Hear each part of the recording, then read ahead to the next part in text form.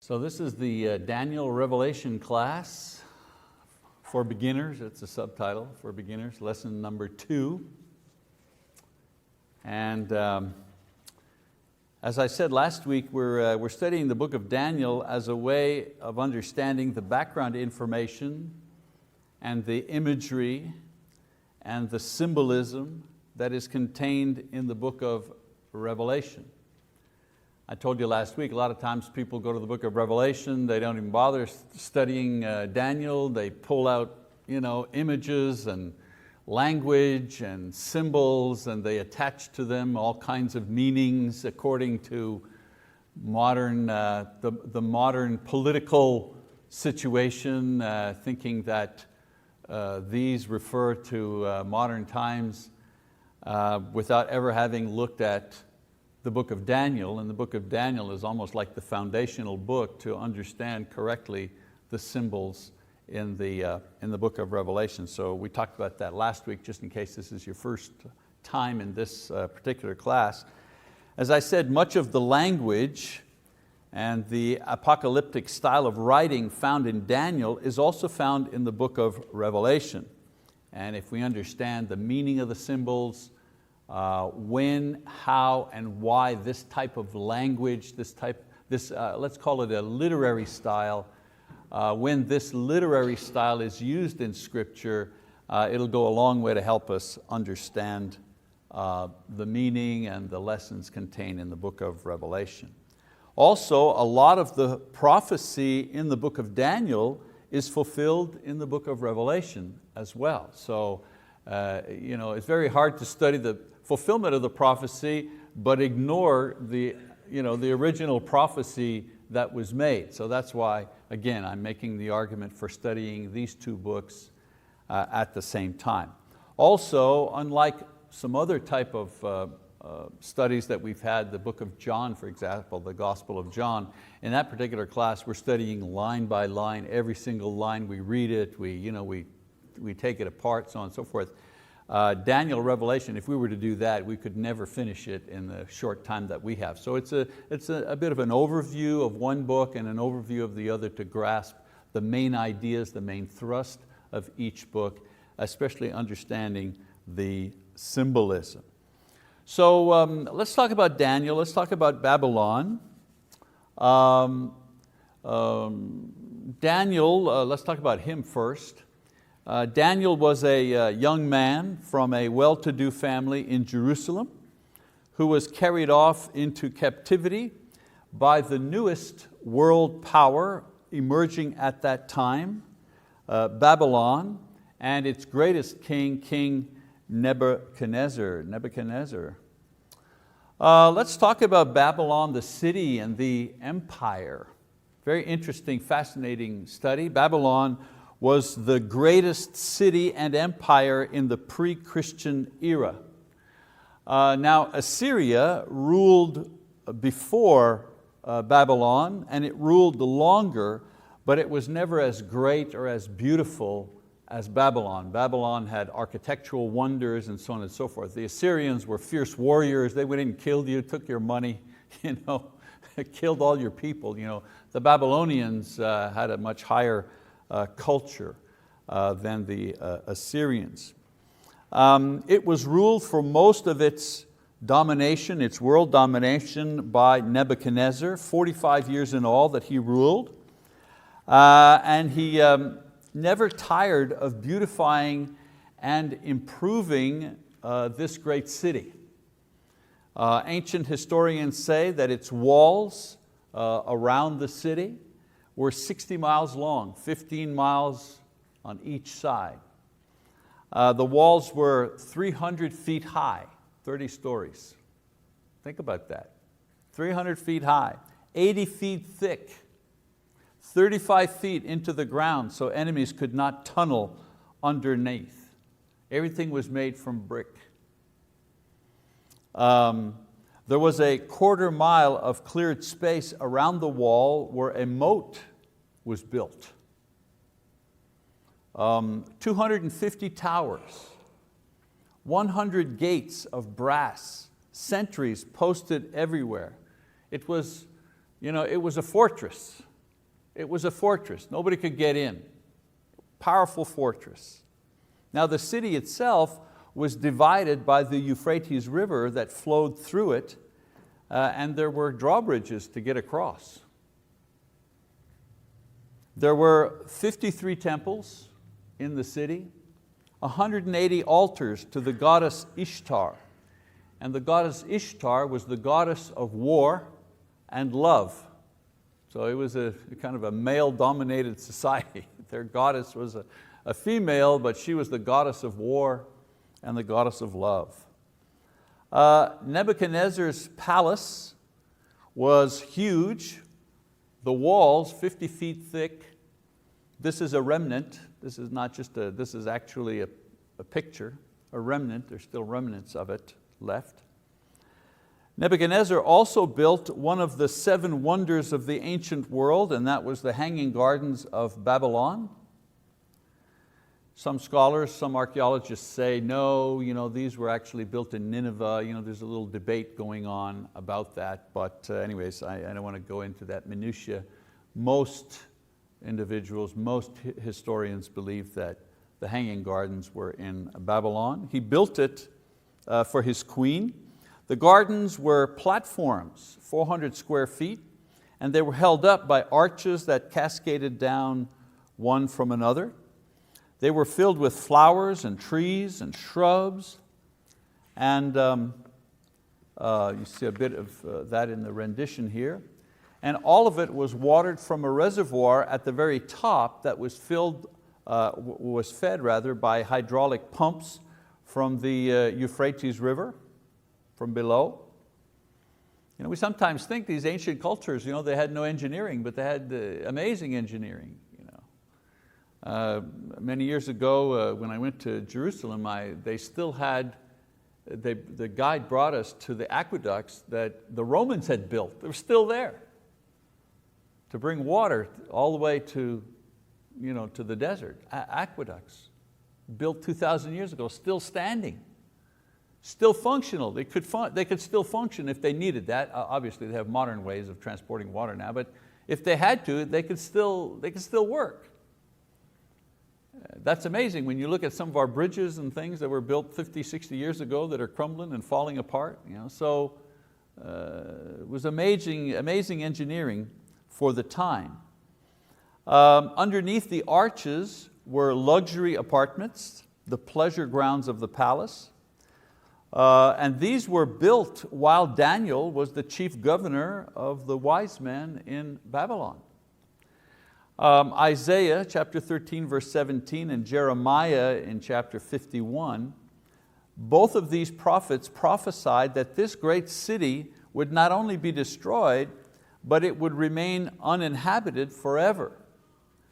Well, in 539 BC, Cyrus, who had taken over Media and Persia and Elam, those nations, he led his army into Babylon and he captured this seemingly indestructible city and nation without a single, they wouldn't have a shot, but without a single blow. And the way that he did it is they secretly diverted the flow of the river and marched the army on the empty riverbed underneath the wall at night and captured the city by surprise without losing a single soldier. Now, the city of Babylon remained an important city throughout the reign of the Medo-Persian kings and even to the reign of Alexander the Great. But after his death, the shift of power went to Rome and the city declined. And by the time of Christ, it was mostly in ruins, and except for archaeological expeditions, it remained abandoned even to this day. Again, this is not a photograph, this is not a painting, this is an actual photograph of the ruins of Babylon that tourists and pilgrims can visit to this day. Anyways, it was this city, I want you to imagine this great city projecting all this tremendous power, military power, a world-dominating nation. It was in this city and this empire that Daniel and several of his friends were brought for retraining and re-education by Nebuchadnezzar. And so the book of Daniel represents Daniel in chapter 7 and chapter 7 verse 1 and 28 as its author. So Daniel, we know that Daniel writes about this place, and we know he's the author because he names himself. So we have some internal evidence about that. It was confirmed as Daniel's work by Jesus himself in Matthew 24 verse 15. So not only does Daniel name himself, Jesus names Daniel as the author of Daniel. So we don't have a lot of arguments there. It was also accepted by the Jews and early Christians. In other words, this book, okay, was considered authentic by the Jews and by early Christians. And this view was unanimously held until the rise of what we call modern criticism that contended that it was actually written in the 2nd century before Christ by some unknown author. A lot of modern criticism does that. They say, well, we don't know who wrote it, it's not Daniel. And they begin with the idea that miracles can't happen, so then they go from there with that. But this theory has been rejected by most scholars. Both Jewish and Christian scholars still believe and contend that the book of Daniel was written by Daniel at that particular time. It was written in 2 languages, Chaldee or Aramaic, which was the diplomatic language of that era, just like at one time the diplomatic language in the world was French. If you were a diplomat, you spoke French. Today the diplomatic language is English, but at that time Chaldee and Aramaic was the diplomatic language. So chapter 2 all the way to chapter 7 is in that language, and also in Hebrew. The rest of the book is written in Hebrew. Of course, this is what might be expected from a book written for Jews living in Babylon, containing information describing their actual experience in Babylon and references to their own Jewish past and future. So part of it is Aramaic because it talks about the present culture, what's going on with Daniel as he lives in this city, and then especially the parts that deal with prophecy and so on and so forth that would have a lot more to do with Jews, that part's written in Hebrew. Many ways to outline the book, if you wish, but it pretty much breaks itself down. Part 1 is the court of Nebuchadnezzar. So Daniel describes his surroundings and what is happening to him when he's brought into the court of Nebuchadnezzar. Part 2, Nebuchadnezzar's dream, chapter 2, verse 1 all the way to 49, where Daniel describes what took place with the king's dream and what happened. Then chapter 3 to chapter 6, we have 4 episodes in Daniel's life. Okay? 4 things that happened to him that he describes. And then part 4, 4 visions of Daniel's prophecy, chapter 7, verses 1 to 28. All right, well, let's talk about Daniel the person, shall we? Daniel, we believe, was of a noble family, probably royal blood. Josephus, who was a Jewish historian at the time of Christ, who wrote about Jewish history, he says that Daniel was probably related to King Zedekiah of Judah, who was the king at the time of the Babylonian, when the Babylonians took over, which is why Daniel and his friends had access to the Babylonian court. Otherwise, they would have been placed with the common people. So they took the best workers and tradesmen and so on and so forth, and they took the cream of the crop of the young men who were educated and who were part of the royal court. And the fact that Daniel ended up in the Babylonian court to be trained in the king's court suggests that he was also part of the royal court when they were in Israel. He rose to a position of great power because of his ability to interpret dreams, his visions, and his great piety and faith in the Lord. He was a young man when he went into captivity, and he died an old man still in Babylon 72 years later. He lasted through the reign of 5 kings, beginning with Nebuchadnezzar and lasting to the king or to the reign of Darius the Persian, and all the way to Cyrus the Mede in 534 BC. And even though the Jews returned from captivity after 70 years, Daniel stayed in Babylon until his death. We know that he was God's witness in the palace that ruled the world during his lifetime. All right, let's talk about, that's just a little bit about Daniel, a little background about him, and I think we're pretty familiar with that. Let's talk about the court of Nebuchadnezzar. And I'll ask you to open your Bibles to Daniel chapter 1. In the 3rd year of the reign of Jehoiakim, king of Judah, Nebuchadnezzar, king of Babylon, came to Jerusalem and besieged it.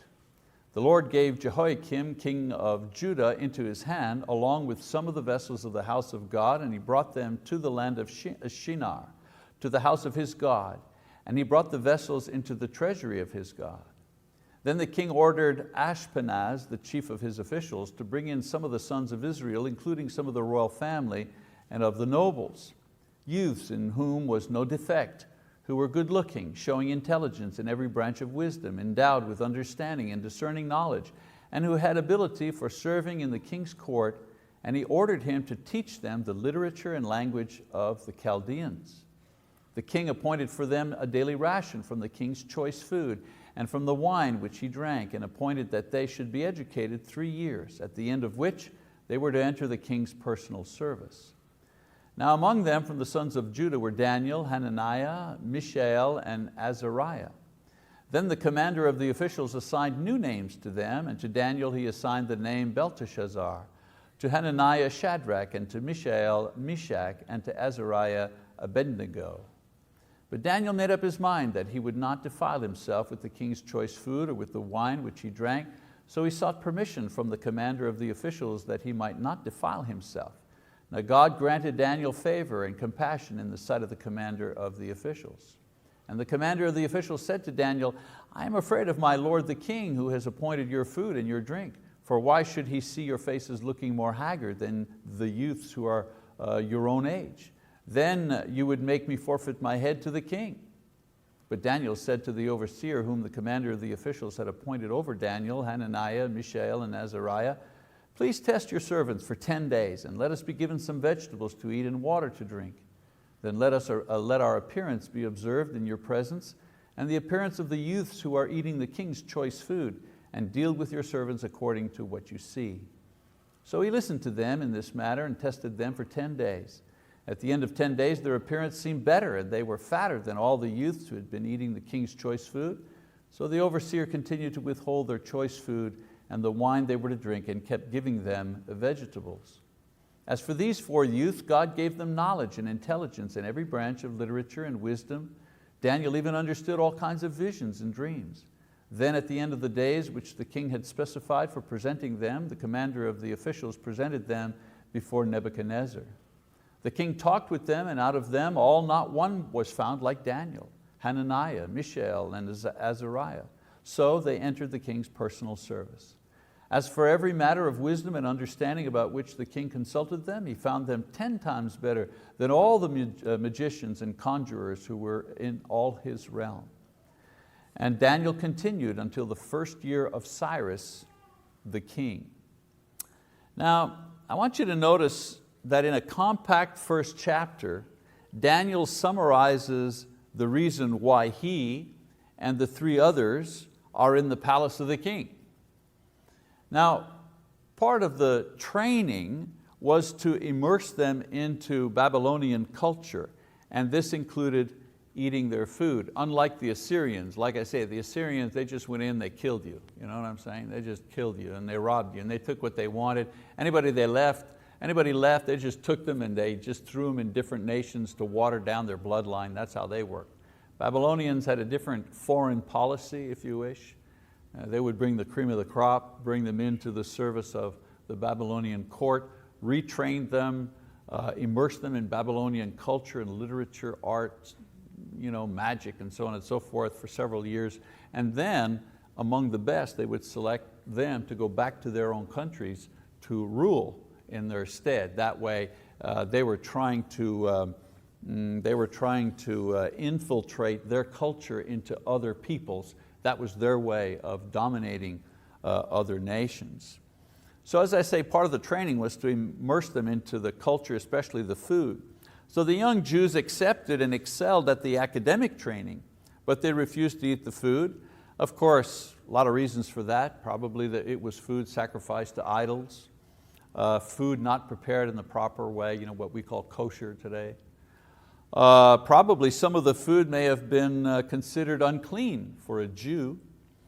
Of course, this test of faith results in the Lord's blessing them so that they maintain their right to eat without violating their conscience, and they succeeded in impressing the king and securing a very high position in the palace.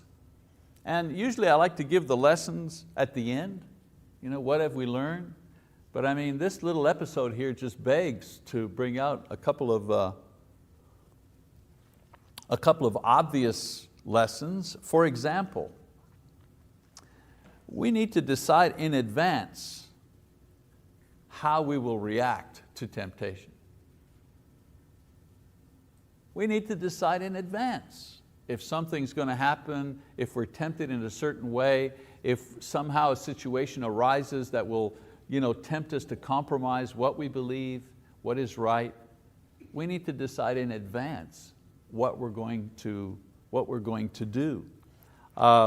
It says that Daniel, they had decided in advance, if we go somewhere else, we're not going to violate our conscience by eating food that is unclean. So when the moment came, they weren't flustered. They knew exactly how they were going to respond. I tell the story about my daughter, Julia, our eldest daughter, when she was in the Marine Corps. And she was a nice, blonde-haired, blue-eyed Marine. And there were a lot of young Marine men who wanted to date her. She was a single girl, good Christian girl. And she once told me, well, I said, how do you deal with that, Julia? And she said, well, I give them the pep talk. I said, the pep talk? What's the pep talk? She said, well, if somebody asked me out for a date, I say, well, I'll go out with you, to the movies or dinner or whatever, but there are a couple of rules. And the guys would say, okay, what are the rules? She said, well, first of all, under no conditions are we going to have sex. There's nothing you can say, nothing you can do, nothing you could buy me that will lead me to have sex with you. So that's off the table. Don't even think about that. It's never going to happen unless we're married. Number two, we're not going to take drugs, not even for fun, not even just once. It's never going to happen. And number three, you won't get violent with me because I have a big brother and he's in the Marines too. And so I asked her, well, Julia, did you get a lot of dates? And she said, no. But she says, the ones that I got, however, they were good dates. And that's the way she found the right guy who said to her, no problem, that's great, let's go. And he is her husband now. And they've produced 2 beautiful children and 1 more on the way. Anyway, it's a good story. She was telling this young man, here are my standards. Before we even leave the house to go to the movies, here are where the standards are. She had decided in advance exactly how she would conduct herself under various circumstances. Another lesson here. I'm looking at Bob there and he's just dying to say something, but he's holding himself in, and that's good exercise for you, Bobby. God tests us not only with trials, but also with opportunities. We always think, if we're having a lot of trouble, my sore back, this happens, I lose my job, whatever, well, this is a trial and God is testing me, And yeah, sure, that's where our faith is, in the crucible of suffering, our faith is strengthened. But sometimes He tests us with opportunities.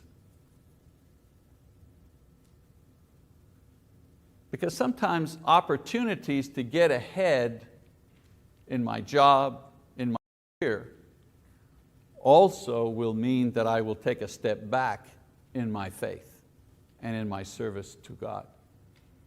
I tell people, you know what? We're always praying for God to open a door of opportunity, but you know what? Satan can also open a door of opportunity for you. We have to be careful when we're looking at an opportunity to make sure that that opportunity will not be some short-term gain, but will result in long-term loss if we have to compromise our values. Maybe if I cheat in just this little thing, boy, I'll be able to get way ahead. You're never really way ahead. And so they had an opportunity here. Hey, we're young guys and we're in a foreign country and we're actually slaves. We have a shot at living in the court and serving the king and so on and so forth.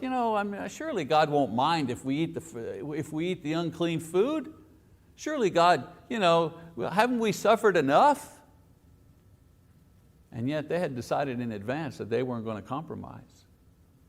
And so that what looked like an opportunity was really a snare. And by holding fast to what they knew was right, God blessed them anyways, despite the obstacle in front of them. Another lesson, God always rewards obedience. Sooner or later, God rewards obedience. With Daniel, He did it sooner. With Job, He did it later. But sooner or later, God will reward us for our obedience. And maybe one other thing here before we get too bogged down. You never know. You never know why God has put you where you are. You never know why the test is what it is. Daniel's impact lasted centuries, but he didn't know it then. So you never know if the doing of right in your humdrum routine might have tremendous impact later on. Or the reverse, avoiding to confess Christ or avoiding to do the right thing might eliminate you from contributing mightily to the kingdom. You never know. In any case, we see that Daniel's position is secured with God and with the king by the way that he conducts himself in the early stages of his captivity. And so we move on to chapter 2, to Nebuchadnezzar's dream. This chapter describes the beginning of Daniel's ministry of prophecy in the king's court. And what takes place is the following. The king has an unusual dream that makes him anxious since he doesn't understand what the dream is. Now the Babylonians were adept in the black arts, the occult and magic. They would try to foretell the future by reading the stars, or they would cut open an animal and take out its vital organs, and they would try to read the future by reading the organs of the dead animal. They also put a lot of importance in dreams and what the dreams meant. And so the king calls his wise men, a collection of sorcerers, astrologers, counselors, ministers, to give him the interpretation of the dream. Now there was a catch, however, and the catch was he doesn't tell them what the dream is. He tells them they have to tell him what the dream is and then interpret it. Well, obviously, that's pretty tough. He also tells them that if no one can do this, they're all going to be executed and their homes will be destroyed. And that included Daniel and his 3 friends who were part of this group of advisors. So I'm kind of summarizing the story because we're not going to read the entire chapter here. So the wise men confess that they can't do what the king wants them to do, and so the king decrees that all the wise men in the land are to be executed.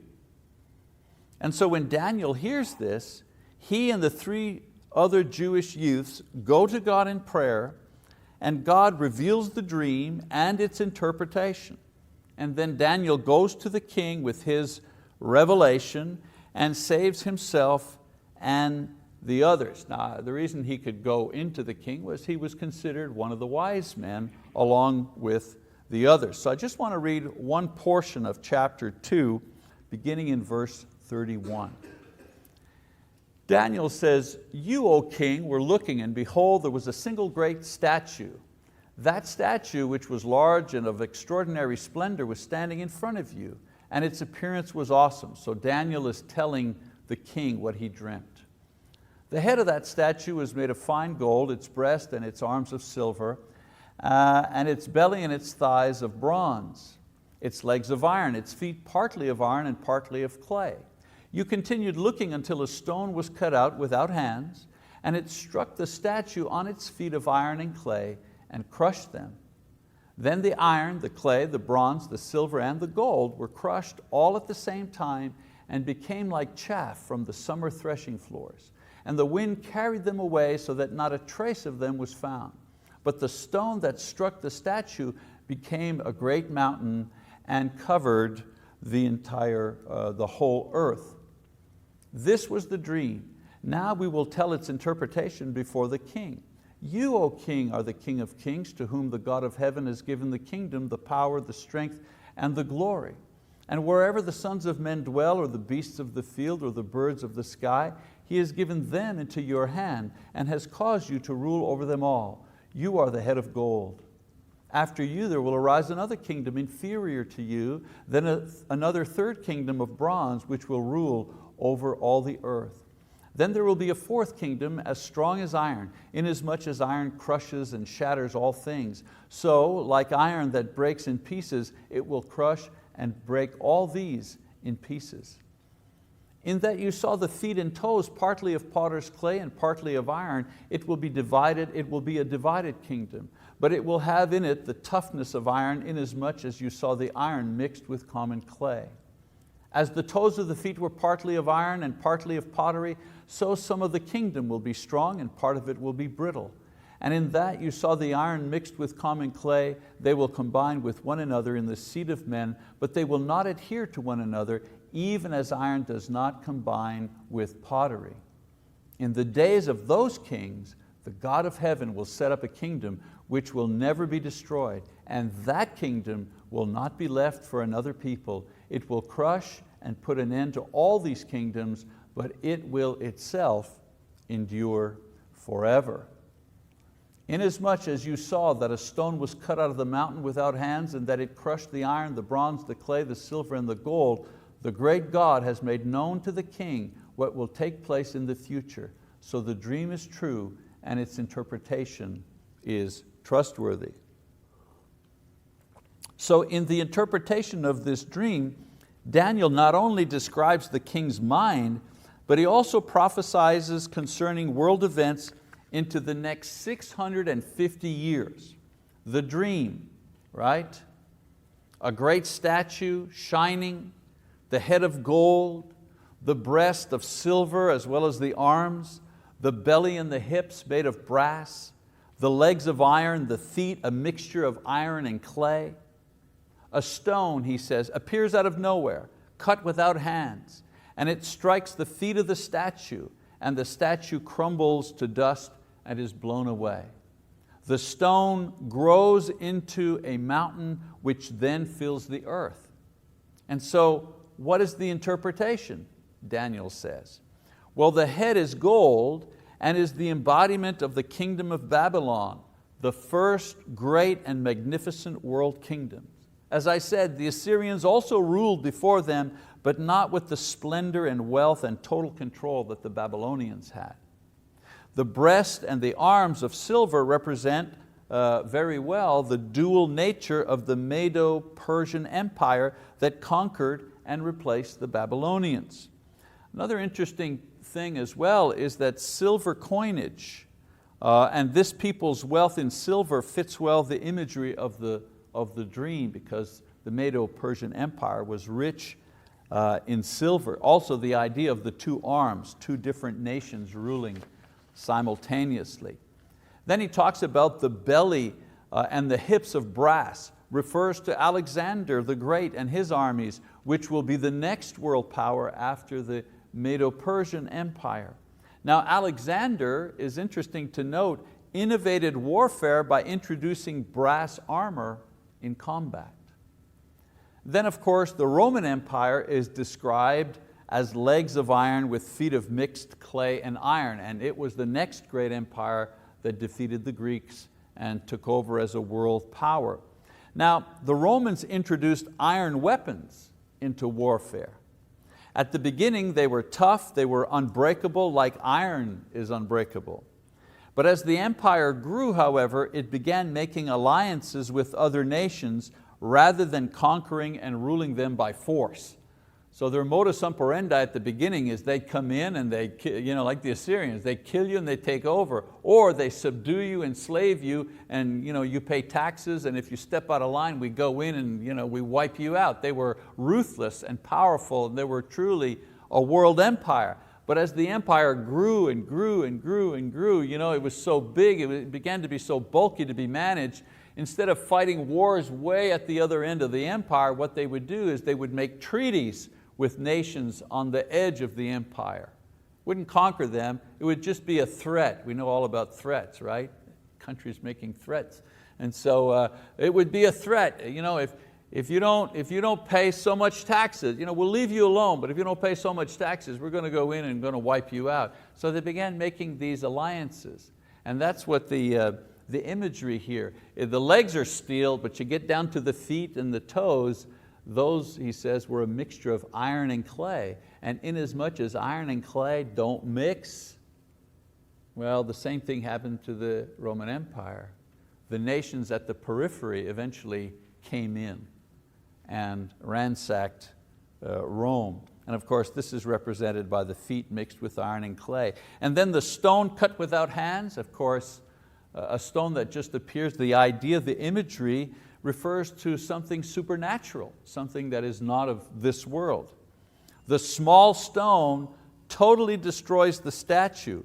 And notice where it hits. It doesn't hit in the head or in the chest, it hits at the feet, right? It hits at the feet. So the small stone totally destroys the statue, conquers the essence and the substance of the statue, all the power, all the control, all the dominance, all the glory completely shattered. And so in the dream and in the interpretation, Daniel says the stone is a kingdom established by God, never to be destroyed and always alive and growing. And eventually, he says, will dominate everything and everyone and last forever. Kind of sounds like the church, doesn't it? Kind of sounds like the church. So once Nebuchadnezzar hears this, if we continue reading, we find out he falls on his face to honor Daniel as a true prophet and worships the God of Daniel. He also makes Daniel the head of all of his wise men and counselors in the palace, and his 3 friends, the administrators of the province of Babylon. This is a tremendous prophecy because of its clarity and its exactness. He said that this dream was about the future rulers of the world. He called it. Also, he gives the exact number that there will be and the order and enough information from the dream to identify who will they be. We can't even predict who the next president's going to be in 3 years from now.